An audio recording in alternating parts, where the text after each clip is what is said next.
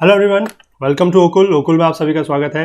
आइए अपने इस कोर्स लक्ष्य 100 plus 90 days revision series for UPSC CSE prelims 2020 को आगे बढ़ाते हैं।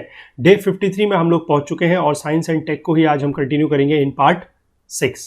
तो अगर अभी तक आप लोगों ने कोर्स एनरोल नहीं किया है तो प्लीज़ नीचे डिस्क्रिप्शन बॉक्स में लिंक दिया हुआ है, वहाँ से जाके आप कोर्स एनरोल कर सकते हैं और इन क्वेश्चंस को अटेम्प्ट करना, इन क्विज को अटेम्प्ट करना स्टार्ट कीजिए, क्योंकि आई थिंक अभी हमारे पास लगभग 1 महीने का टाइम और है एग्जाम से पहले और थोड़ा बहुत हम लोग मेहनत कर सकते हैं। तो आई होप कि हमें कर लेनी चाहिए। और अगर कुछ चीज़ें आप लोगों को पसंद आ रही हैं तो वो भी बताइए, नहीं आ रही है, कोई डाउट है तो वो भी हमें ज़रूर नीचे कमेंट सेक्शन में ज़रूर बताइए। ठीक है, तो चलिए आज के दिन के 5 क्वेश्चंस के साथ ये डिस्कशन स्टार्ट करते हैं। देखते हैं क्या है वो क्वेश्चंस। देखिए, यह है दिन का पहला क्वेश्चन, फेडोर। ठीक है, Fedor recently seen in the news is related to. क्या है ये फेडोर? FEDOR। ठीक है, unmanned aerial vehicle by DRDO, यानी कि UAV है एक DRDO द्वारा। Mobile application for e learning by MHRD, humanoid robot या फिर टेलीस्कोप। ठीक है, तो 15 सेकंड का टाइम आप लोगों के पास रहेगा। 15 सेकंड में आप इसको अटेम्प्ट करिए, फिर देखते हैं इसका सही जवाब क्या है।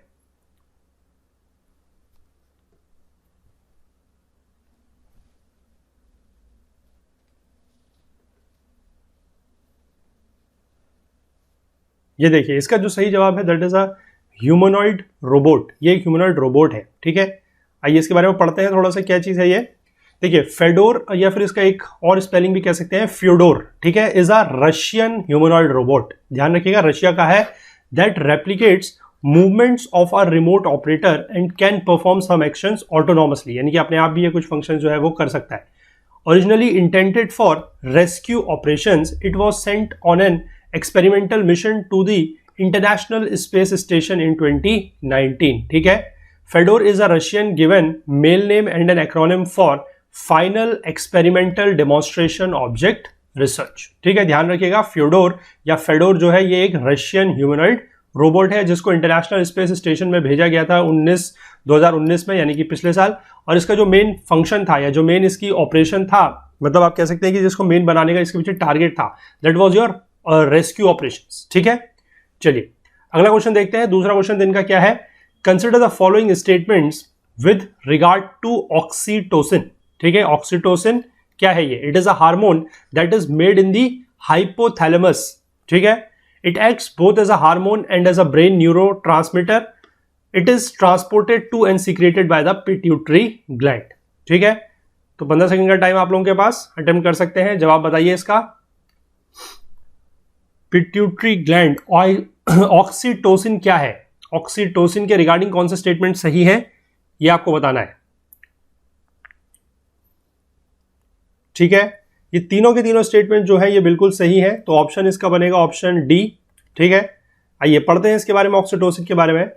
Oxytocin has also been dubbed the hug hormone, cuddle chemical, moral molecule and the bliss hormone due to its effect on the behaviour including its role in love and in female reproductive biological functions in reproduction. ठीक है, oxytocin is a hormone that is made in the brain in the hypothalamus. Hypothalamus में ये जो brain के hypothalamus में ये बनता है हार्मोन। ठीक है, oxytocin. It is transported to and secreted by the pituitary gland which is located on the base of the brain. ठीक है, it acts both as a hormone and as a brain neurotransmitter. The release of oxytocin by the pituitary gland acts to regulate two female reproductive functions। पहला है child birth और दूसरा है breast feeding. ठीक है, ध्यान रखिएगा इसके फंक्शंस वगैरह क्या है, कौन इसको कहां पर ये बनता है, ब्रेन के किस पार्ट में बनता है, हाइपोथैलेमस में। ट्रांसपोर्ट और सीक्रेट इसको करता है पिट्यूटरी ग्लैंड। ठीक है, ध्यान रखिएगा इसके बारे में। लेकिन ये इंपॉर्टेंट क्यों हुआ इसके बारे में थोड़ा सा देखते हैं। एज पर दी सेंटर्स अप्रैल 27 नोटिफिकेशन, आई स्टेट रन 27 मतलब ये 2019 की बात है। ठीक है, state run Karnataka Antibiotics and Pharmaceuticals Limited, that is KAPL, was solely allowed by the center to make the drug to meet the country's need। ठीक है, क्योंकि क्या होने लगा था, इस ड्रग का मिसयूज होना शुरू हो गया था। The drug is misused in the dairy industry where livestock is injected with oxytocin to make them release milk at the time convenient to farmers। ठीक है, क्योंकि उनकी बॉडी में ऑक्सीटोसिन रिलीज किया जा रहा था तो उनको लग रहा था कि वो that is something related to the, उनका जो बायोलॉजिकल फंक्शंस है उससे रिलेटेड है।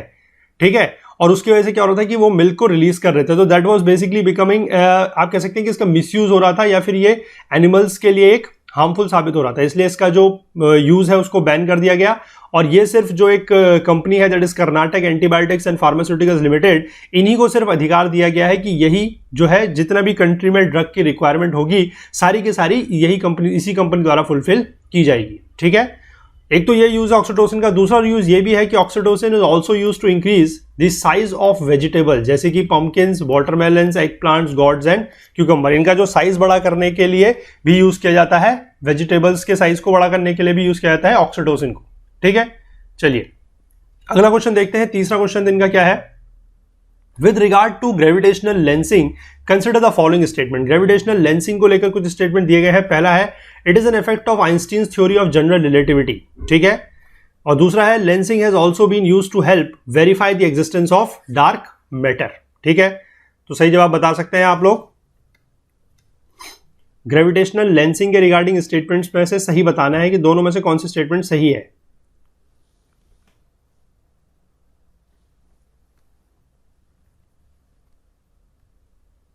तो ये देखिए, इसमें से दोनों की दोनों स्टेटमेंट जो है ये दोनों ही बिल्कुल सही है। ऑप्शन सी इसका सही बनेगा। ठीक है, आइए इसके बारे में पढ़ते हैं, क्या चीज है ये। Gravitational lensing is an effect of Einstein's theory of general relativity. ठीक है, that is mass bends light, यानी कि मास जो है, अगर कोई लाइट है और कोई मास अगर उसके सामने से आ रहा है तो वो उसको बेंड कर देगा। ठीक है, लाइट को। The gravitational field of massive object will extend far into space and cause light rays passing close to that object to be bent and refocused somewhere else. ठीक है, the more massive the object, the stronger its gravitational field and hence greater the bending of the light rays. ठीक है, just like using denser materials to make optical lenses results in a greater amount of refraction. ठीक है, उसी तरीके से ये same उसी तरीके से काम करेगा कि जैसे लाइट जा रही है, कोई अगर ऑब्जेक्ट है जिसकी डेंसिटी ज्यादा है तो वो उस पर लाइट टकराएगी और क्या होगी, बेंड हो जाएगी। ठीक है, gravitational lensing is useful for cosmologists because it is directly sensitive to the amount and distribution of dark matter. ठीक है, और लेंसिंग क्या हेल्प कर सकती है, it can help astronomers work out exactly how much dark matter there is in the universe as a whole and also how it is distributed, कि कितना dark matter पूरे के पूरे यूनिवर्स में प्रेजेंट है और उसका डिस्ट्रीब्यूशन किस तरीके से है उसको भी फाइंड आउट करने में ये मदद कर सकता है। ठीक है, and lensing is also been used to help verify the existence of dark matter itself, यानी जितना डार्क मैटर अभी तक प्रेजेंट है उसमें उसको वेरीफाई करने के लिए भी, जितना मतलब हमें पता लग चुका है कि डार्क मैटर है, उसको वेरीफाई करने के लिए भी इसका यूज किया जा सकता है। ये चौथा क्वेश्चन देख लेते हैं। चौथा क्वेश्चन कहता है कि with regard to the lunar crater consider the following statements. ठीक है, it is a bowl shaped landforms created by volcanism in moon, और दूसरा है Mitra is the name of recently spotted crater by Chandrayaan 2। ठीक है, तो इनमें से कौन सा स्टेटमेंट सही है, दोनों स्टेटमेंट आप पढ़ लीजिए और जवाब बताइए इसका कौन सा सही है। कि लूनर क्रेटर जो है वो बाउल शेप का होता है, यानी कटोरे के शेप का होता है, बाउल के शेप का, और मित्रा एक ऐसा नेम है जो रिसेंटली एक क्रेटर स्पॉट किया गया है बाय चंद्रयान 2। ठीक है, तो जवाब बता सकते हैं इसका आप लोग। देखिए, दोनों के दोनों स्टेटमेंट फिर से बिल्कुल सही है, ऑप्शन सी इसका सही बनेगा। आइए इसके बारे में पढ़ते हैं। देखिए, moon craters are bowl shaped landforms created by two processes, एक है वोल्केनिज्म और दूसरा है क्रेटरिंग। ठीक है, there are hundreds of thousands of moon craters ranging from less than a mile across to giant basins called mare which were once thought to be seas. ठीक है, यानी कि वो इतने बड़े थे कि उनको कभी समझा जाता था कि वो समुद्र है, लेकिन वो बाद में पता लगा कि वो क्रेटर थे। ठीक है, largest crater on the moon is called south pole Aitken basin. It is about 1600 miles across, यानी कि 2500 किलोमीटर का क्रेटर है। It is also among the oldest of the moon's impact basins and formed just a few 100 million years or so after the moon itself was formed. ठीक है, अब moon में क्या है, because of the moon's lack of water, atmosphere and tectonic plates there is little erosion and craters are found that exceed 2 billion years in age, यानी कि ऐसे crater भी वहां पर अभी तक हैं जिनकी जो एज है वो 2 बिलियन ईयर से ज्यादा हो चुकी है। ठीक है, ऑन 23 अगस्त 2019 यानी कि पिछले साल, Chandrayaan 2 captured the images of various craters on the moon while passing over its north polar region. ठीक है, of the various crater it is spotted one called Mitra. ठीक है, और इसका जो नाम है, it is an impact based crater named after noted Indian physicist Shishir Kumar Mitra, इनके नाम पर इसका नाम रखा गया है। और ये पिछले साल चंद्रयान जब था वहां पर, जब चंद्रयान उसका चक्कर काट रहा था, तब उसने उसकी इमेज जो थी वो कैप्चर की थी। ठीक है, चलिए अगला क्वेश्चन देखेंगे। With reference to H1N1 often seen in the news consider the following statements. ठीक है, H1N1 एक वायरस था। It is a highly contagious respiratory disease in pigs caused by one of several swine influenza A viruses, पहला स्टेटमेंट। दूसरा है swine influenza virus can be transmitted to humans by contact with infected pigs or environments contaminated with swine influenza viruses. और तीसरा है there is no treatment device for H1N1 yet. तो इसमें से कौन सा स्टेटमेंट सही है, बताइए आप लोग।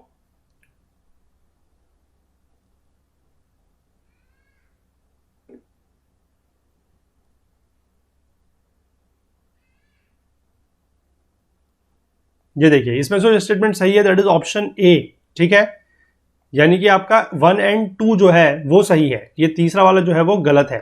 ठीक है, आइए इसके बारे में देखते हैं क्या चीज है ये। देखिए, swine flu is a highly contagious respiratory disease in pigs, पहली चीज, caused by one of the several swine influenza A viruses. ठीक है, transmission of swine influenza viruses to humans is uncommon, however the swine influenza virus can be transmitted to humans by contact with infected pigs or environments contaminated with swine influenza viruses. यानी कि या तो direct contact अगर आप infected pig से होते हैं तो उसके थ्रू पास हो सकता है, या फिर अगर एनवायरमेंट में जहां पर स्वाइन इन्फ्लुएंजा वायरस है उसके कांटेक्ट में अगर आप आते हैं तब भी ये ट्रांसमिट हो सकता है। सिम्टम्स क्या है? Symptoms are cough, fever, sore throat, stuffy और runny nose, headache, body ache etcetera. ये जनरल सिम्टम्स हैं जो एक फ्लू के होते हैं। ठीक है, like seasonal flu vaccine there are 2 kinds of 2009 H1N1 vaccine. ठीक है, एक है flu shot that is given with a needle usually in the arm, यानी कि इसका इंजेक्शन लगाया जाता है, और दूसरा है नसल स्प्रे फ्लू वैक्सीन। ठीक है, तो इसकी वैक्सीन बन चुकी है, ऐसा नहीं है कि वैक्सीन नहीं बनी है। तो ये जो इसका है इसके बारे में ये हो गया। ठीक है, तो ये थे आज के दिन के 5 क्वेश्चंस। आई होप आप में से कुछ लोग जरूर इसको अटेम्प्ट कर रहे होंगे। अगर आपको कोर्स पसंद आ रहा है, क्वेश्चंस पसंद आ रहे हैं, डिस्कशन पसंद आ रहा है, तो प्लीज नीचे कमेंट सेक्शन में जरूर हमें बताइए। वीडियोस को लाइक जरूर कीजिए, शेयर जरूर कीजिए अपने फ्रेंड्स, अपने कलीग्स के साथ। हमसे ज्यादा जुड़ने के लिए हमारा Facebook page, Twitter page, Telegram channel का यूज कर सकते हैं। और अगर हमसे कोई बातें आप और बताना चाहें तो वो आप हमारी ईमेल आईडी के थ्रू भी हमसे शेयर कर सकते हैं, दैट इज okul.co@gmail.com। ठीक है, तो चलिए मिलते हैं कल के दिन में। साइंस एंड टेक को ही अगले पार्ट में कंटिन्यू करेंगे। तब तक के लिए अपना बहुत बहुत ख्याल रखिए। Please do take care of yourself. Thank you, have a nice day, good night.